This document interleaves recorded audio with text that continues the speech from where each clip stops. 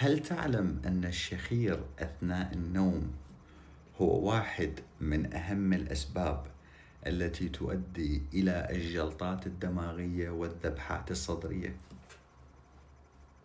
هسه أنت لازم تسألني شلون؟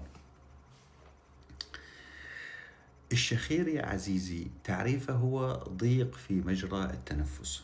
نقطة أول السطر.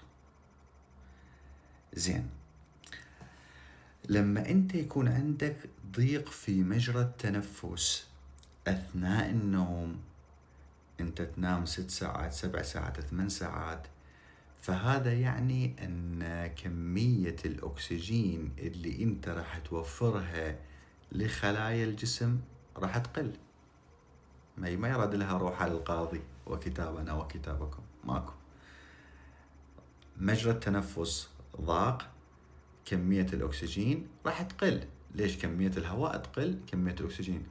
وانت اسأل هذا اللي يشخر أثناء الليل، هو يا أما يستيقظ أثناء النوم بحالة اختناق يقوم، يا أما يستيقظ في الصباح الباكر حلقه ناشف. ليش؟ لأنه هو حلقه طول الليل مفتوح، يتنفس عن طريق الفم، ما يقدر يدخل هواء عن طريق الأنف. فهنا إذا قلت نسبة الأكسجين في الدم، فهذا شنو؟ فهذا راح يخلي أنت عندك مشكلة في الشرايين.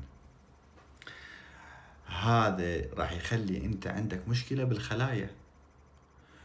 والجلطة، شنو تعريف الجلطة؟ احنا ما نقول جلطة. الجلطة هو أنه كمية الأكسجين اللي توصل للخلايا قلت، يا أما انقطعت يا أما قلت بسبب انسداد صار في الدم. فإذا الشخص أنت عندك يشخر، هذا الشخص عنده ضيق في التنفس، قلة في الأكسجين، ومعرض لذبحات صدرية وجلطات دماغية.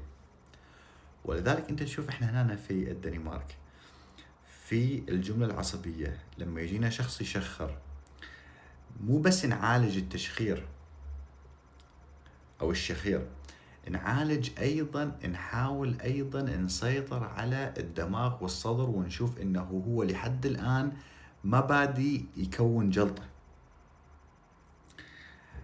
دائما هذا الموضوع مهم، لأنه في كثير من الناس يحاولون يصنفون موضوع التشخير إنه هو فقط موضوع ثقافي، يعني أنت من تنام لازم يطلع صوت، وحتى ما تضايق شريكك في الحياة، ما تضايق العائلة وما إلى ذلك. أوكي، هذا ماكو، هذا شيء مهم، ولكن هناك بعد أعمق من هذا الشيء، وهي الأمراض المرتبطة بشنو؟